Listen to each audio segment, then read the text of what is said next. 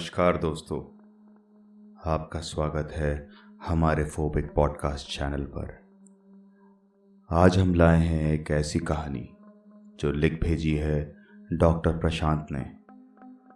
Doctor प्रशांत एक जाने माने डॉक्टर हैं जिनको उत्तर प्रदेश की गवर्नमेंट ने उनके अच्छे काम और मरीजों के प्रति सद्भाव रखने के लिए न जाने कितने ही अवार्ड्स से नवाजा है और हाल ही में उनको best doctor of Kanpur zone के अवार्ड दिया है।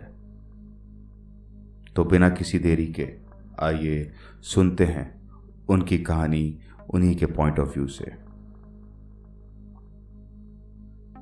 हॉस्पिटल सिर्फ जीवित लोगों के लिए ही नहीं बने हैं, ये उन मृत आत्माओं का भी घर होता है जिन्होंने यहाँ अपनी देह को त्याग दिया हो। हॉस्पिटल एक ऐसी जगह है जहाँ जन्म और मृत्यु साथ साथ चलते हैं। मैं हॉस्पिटल को एक ऐसा पोर्टल या द्वार मानता हूँ जो इस दुनिया को दूसरी दुनिया से जोड़ता है। आत्माएं उस आयाम से इस आयाम आती हैं तो इस आयाम से उस आयाम में। शायद इसीलिए कभी कभी ये भटकी हुई आत्माएं भ्रमित हो जाती हैं कि वो कौन सी दुनिया की निवासी हैं। शायद इन्हीं आत्माओं को हम भटकी हुई आत्माएं बुलाते हैं। मेरा नाम डॉक्टर प्रशांत है। आज से कुछ 4 साल पहले मैं रशिया के मगज कला से अपनी MBBS की पढ़ाई पूरी करके दिल्ली के जाने माने हॉस्पिटल में अपनी अप्रेंटिसशिप कर रहा था। दिल्ली जैसे शहर में अपने परिवार के साथ रहना आसान बात नहीं है। एक तरफ घर के खर्चे और दूसरी तरफ मेरी वाइफ दीपा 7 मंथ्स प्रेग्नेंट भी थी, जिससे मेरे ऊपर जिम्मेदारियां बढ़ गई थी। हॉस्पिटल में मेरे साथ अप्रेंटिसशिप करने वाले एक कॉलीग ने एक दिन मेरी परेशानी को देखते हुए मुझसे पूछा, यार प्रशांत, तुम विकास नगर के पास ही रहते हो ना? मैंने कहा, हाँ, लेकिन क्यों? क्या हुआ? पार्टी करने आना है क्या? रवि मुस्कुराते हुए बोला, अरे नहीं यार, वो तो मैं इसलिए पूछ रहा था कि विकास नगर में एक पुराना हॉस्पिटल है जिसके मालिक डॉक्टर बत्रा हैं। यही कोई 70 साल के होंगे। वो हॉस्पिटल उन्हीं का है और वहाँ नाइट शिफ्ट के लिए उनको इमरजेंसी वार्ड के लिए एक डॉक्टर की ज़रूरत है। तुम्हें भी पैसों की ज़रूरत है, तुम वहाँ क्यों नहीं ज्वाइन कर लेते? ये सुन मैंने कहा, लेकिन रवि, मैं दिन भर यहाँ पर और फिर नाइट ड्यूटी कैसे मैनेज करूँगा? रवि ने तुरंत मेरे सवाल का जवाब देते हुए बोला, देख यार, तुम्हारी मम्मी तो आई हुई है ना आजकल, वो भाभी का ख्याल रख लेंगी। और जितना मुझे उस हॉस्पिटल के बारे में पता है, वहाँ ज़्यादा पेशेंट्स नहीं आते हैं। ऊपर से नाइट शिफ्ट तो तुम रात में वहाँ सो लिया करो और दिन में यहाँ अप्रेंटिसशिप। और ये कहते हुए रवि ने अपने मोबाइल फ़ोन से डॉक्टर बत्रा का मोबाइल नंबर मुझे मैसेज कर दिया। कुछ देर सोचने के बाद मैंने रवि से कहा, यार, बात तो तुम सही कह रहे हो, मुझे पैसों की ज़रूरत भी है। नाइट शिफ्ट है तो मैनेज कर लूँगा। मैं अभी डॉक्टर बत्रा को कॉल करता हूँ। अपनी शिफ्ट ख़त्म करके मैंने डॉक्टर बत्रा को फ़ोन लगाया। पहली बार में तो किसी ने फ़ोन आंसर नहीं किया, लेकिन दूसरी बार ट्राई करने पे कॉल रिसीव हुई और दूसरी तरफ से डॉक्टर बत्रा की सर्द आवाज़ सुनाई दी। Hello, doctor Batra here, who is this? मैंने तुरंत बोला, hello sir, good evening, my name is doctor Prashant. Sir, आपके हॉस्पिटल में नाइट शिफ्ट के लिए ईआर में वैकेंसी है सर, इसके रिगार्डिंग आपसे बात करनी थी। फोन की दूसरी तरफ से डॉक्टर बत्रा की फिर से वही ठंडी और सर्द लहजे में आवाज आई। Yes, we have the vacancy, but इसके बारे में आपको कहाँ से पता चला? मैंने उनके सवाल का जवाब देते हुए कहा, सर, मेरे कॉलीग रवि ने मुझे बताया है, मुझे जॉब की नीड है एंड आपका हॉस्पिटल भी मेरे घर के नियर बाय है। ओके देन, आप आज आ सकते हैं फॉर द इंटरव्यू। मैंने बिना सोचे उनको हाँ कह दिया। मुझे कोई चांस नहीं मिस करना था। डॉक्टर बत्रा के हॉस्पिटल का एड्रेस लेके मैंने डीटीसी बस पकड़ी और सीधा विकास नगर के विकासपुरी पहुंच गया। शाम के तकरीबन 7 बजे थे और मैं डॉक्टर बत्रा के हॉस्पिटल के सामने खड़ा था। वो एक पुराने ज़माने की 4 मंजिला इमारत थी। हॉस्पिटल के बाहर टंगा बड़ा सा साइन बोर्ड भी समय की मार झेल के खड़ा हुआ था। मैंने ये सब छोड़ अंदर जाना ही ठीक समझा, क्योंकि मैं घर ना जाके डायरेक्ट हॉस्पिटल पहुंच गया था। मैं सीधा एंट्रेंस के अंदर ही बने रिसेप्शन एरिया पे गया तो वहाँ मुझे कोई 55 साल की औरत बैठी दिखाई दी और रिसेप्शन एरिया पूरी तरह खाली था। पूरे हॉस्पिटल में एक अजीब सी खामोशी थी। ये देख मैं सोचने लगा कि हॉस्पिटल तो खाली पड़ा है, तो इनको एक डॉक्टर की क्या ज़रूरत है, वो भी नाइट शिफ्ट के लिए। खैर, इससे मुझे क्या, अच्छा ही है कि हॉस्पिटल खाली है। मैं रात भर आराम करूंगा और सुबह घर होते हुए अपनी अप्रेंटिसशिप में चला जाऊंगा। मैंने रिसेप्शन पे बैठी उस औरत से बोला, मेरा नाम डॉक्टर प्रशांत है, डॉक्टर बत्रा से मिलना है। रजिस्टर से अपनी आंखें हटाते हुए वो औरत मुझे घूरते हुए बोली, आपका कोई अपॉइंटमेंट है डॉक्टर साहब से? मैंने कहा, हाँ, उन्होंने ही मुझे बुलाया है। ये सुन रिसेप्शनिस्ट ने लैंडलाइन का फ़ोन उठाया और बात करने के बाद मुझे डॉक्टर बत्रा के केबिन में जाने को बोला। मैंने डॉक्टर साहब के केबिन के दरवाजे पर नॉक किया तो अंदर से उनकी आवाज़ आई, यस कम इन। मैं दरवाज़ा खोल के अंदर गया।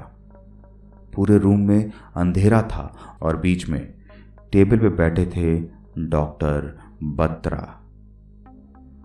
टेबल लैंप की रोशनी में मुझे सिर्फ उनका चेहरा दिखाई दिया। वो एक सिगार पी रहे थे। ये देख मैं हैरान हो गया कि एक डॉक्टर होके भी वो हॉस्पिटल के अंदर स्मोकिंग कैसे कर सकते हैं। मुझे देख के डॉक्टर बत्रा बोले, कम इन यंग मैन, बैठो। मैं डॉक्टर बत्रा को थैंक यू बोल के उनके सामने एक कुर्सी पे बैठ गया। डॉक्टर बत्रा थोड़ा मुस्कुराते हुए बोले, क्या हुआ, यही सोच रहे हो कि एक डॉक्टर होके मैं ये सिगार क्यों पी रहा हूं? मैंने थोड़ा हिचकिचाते हुए कहा, नहीं सर, ऐसा कुछ नहीं है, बस कभी किसी डॉक्टर को स्मोक करते नहीं देखा, else I have no issues. Well, जब मुझे कोई भी पहली बार देखता है तो यही सोचता है। फिर वो आगे बोले, सी, मैं पहले आर्मी में रेजिमेंटल मेडिकल ऑफिसर था। आर्मी की जॉब छोड़ने के बाद मैंने अपने पैशन को आगे कंटिन्यू किया और आज से 40 साल पहले ये हॉस्पिटल खोला। पहले इस हॉस्पिटल में ऐसी खामोशी नहीं रहती थी, लेकिन समय के साथ साथ लोग आजकल बड़े बड़े कॉर्पोरेट हॉस्पिटल्स में जाने लगे हैं। I will pay you 20,000 per month. आपकी ड्यूटी इमरजेंसी रूम में रहेगी एंड वो भी नाइट शिफ्ट, शाम 7 से सुबह 6 बजे तक। दिन में भले ही ये हॉस्पिटल खाली रहता हो, लेकिन रात में यहाँ पेशेंट्स की भीड़ लग जाती है। आप कल से ड्यूटी ज्वाइन कर सकते हैं, लेकिन यहाँ के कुछ रूल्स हैं जिनको आपको हर कीमत पे फॉलो करना होगा। अगर आपने रूल्स फॉलो नहीं किए तो आपको पनिशमेंट दी जाएगी। Doctor Prashant, so I hope आप क्लियर हैं एंड कल से अपनी ड्यूटीज ज्वाइन करेंगे। और ये कहते हुए डॉक्टर पत्रा ने मेरे आगे अपना हाथ बढ़ाया और मैंने भी उनसे हैंडशेक करते हुए बोला, yes doctor Batra, I will join my duties from tomorrow. Doctor पत्रा अपनी चेयर से उठे और केबिन के बाहर जाने लगे कि तभी वो रुके और मेरी तरफ मुड़ते हुए बोले, डॉक्टर प्रशांत, मैं आपको 2 मेन रूल्स बताना तो भूल ही गया। फर्स्ट, आप कभी भी हॉस्पिटल के 4th फ्लोर पे नहीं जाएंगे। एंड सेकेंड, रात में अगर आपको कोई ऐसी चीज़ दिखाई दे जो आपको नहीं देखनी चाहिए तो आप उनको इग्नोर करेंगे। रिसेप्शन पे बैठी नर्स पद्मिनी या मुझसे बिना परमिशन लिए आप किसी भी पेशेंट या यहाँ आने वाले किसी को भी ट्रीट नहीं करेंगे। आप अपनी वाइफ और होने वाले बेबी का ख्याल रखिए, उनको इस टाइम आपकी सबसे ज़्यादा ज़रूरत है। और ये कहते हुए डॉक्टर पत्रा केबिन से बाहर चले गए। मैं वापस घर जाते वक्त सारे रास्ते डॉक्टर पत्रा के वो अजीब रूल्स और हॉस्पिटल के बारे में सोचता रहा। जहां उनके बताए हुए रूल्स मेरी समझ में नहीं आ रहे थे, तो वहीं डॉक्टर पत्रा का ये जानना कि मेरी वाइफ प्रेग्नेंट है मेरे दिमाग को और उलझा गया था। खैर, मुझे उससे क्या, मेरे लिए उस टाइम मेरी घर की जिम्मेदारियां और खर्चे पूरे करना ज़्यादा इम्पॉर्टेंट था।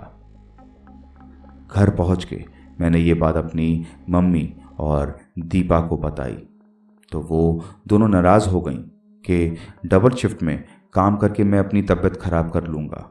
लेकिन जब मैंने उनको समझाया कि नाइट शिफ्ट में इतने पेशेंट्स नहीं होते हैं, मैं उस टाइम अपनी नींद पूरी कर लूँगा, तो दोनों मान गई। दूसरी शाम मौसम अचानक से खराब हो गया और पूरा आसमान काले बादलों से भर गया था। कुछ ही देर बाद जोर की बारिश शुरू हो गई, लेकिन मैं किसी तरह हॉस्पिटल पहुंच गया। हॉस्पिटल की तरफ जाते हुए मैंने एक नज़र उस पुरानी बिल्डिंग पर डाली। वो हॉस्पिटल कम मुझे पुरानी डरावनी हवेली जैसा लग रहा था। हॉस्पिटल के सारे फ्लोर्स पे तो लाइट चल रही थी, लेकिन उसके 4th फ्लोर पर पूरी तरह अंधेरा छाया हुआ था। मुझे डॉक्टर पत्रा की कही हुई बात याद आ गई और मैंने सोचा कि शायद 4th फ्लोर यूज़ में नहीं, तो इसी वजह से वहाँ की लाइट भी बंद करके रखी जाती होंगी। खैर, मैं हॉस्पिटल के अंदर गया तो वहाँ पे कोई भी नहीं था। मैंने हेड नर्स को आवाज़ लगाई, पद्मिनी जी, पद्मिनी जी, आप कहाँ हैं? मैं रिसेप्शन एरिया से थोड़ा आगे बढ़ा और अंदर की तरफ देखने लगा। अचानक से मुझे जनरल वार्ड के अंदर कुछ नज़र आया।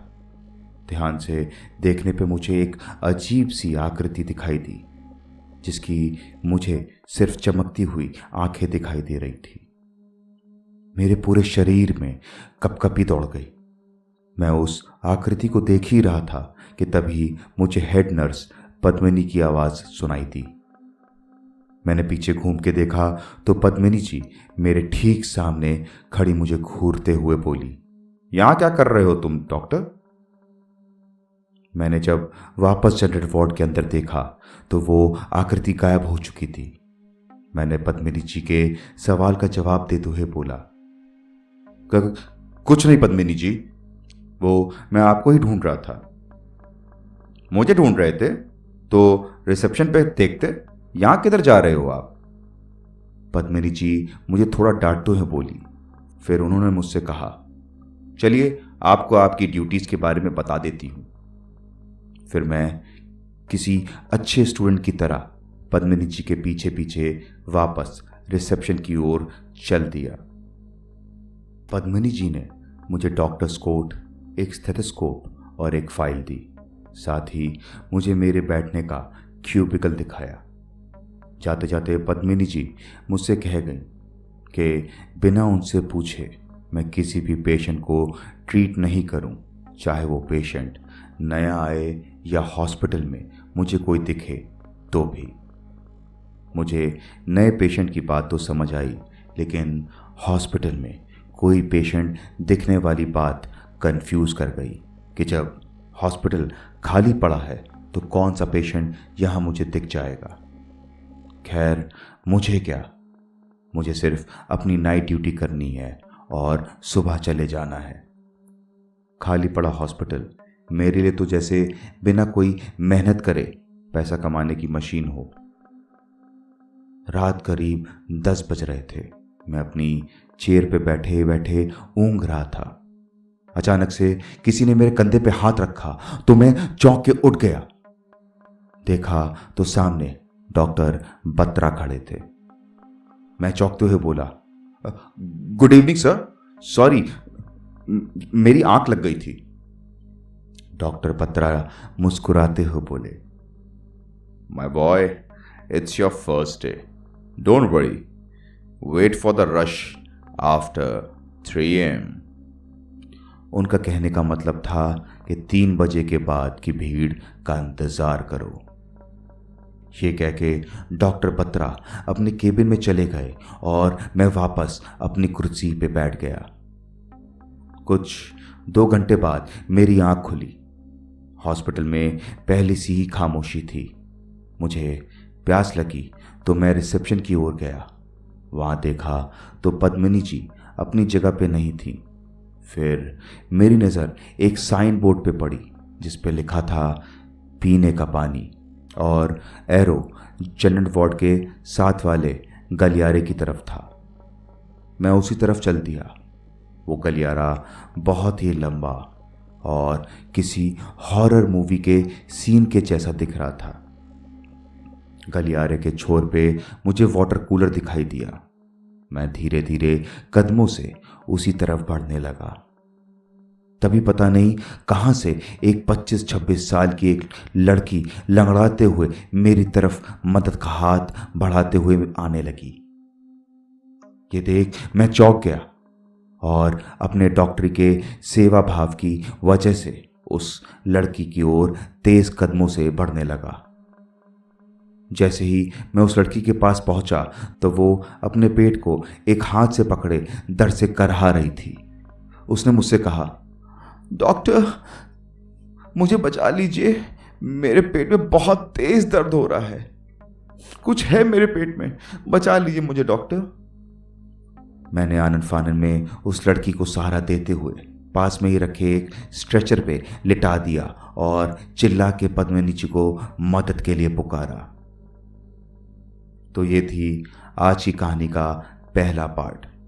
आगे डॉक्टर प्रशांत के साथ क्या हुआ जानने के लिए इंतज़ार करिए इस कहानी के दूसरे भाग का। तो तब तक के लिए शुभ रात्रि।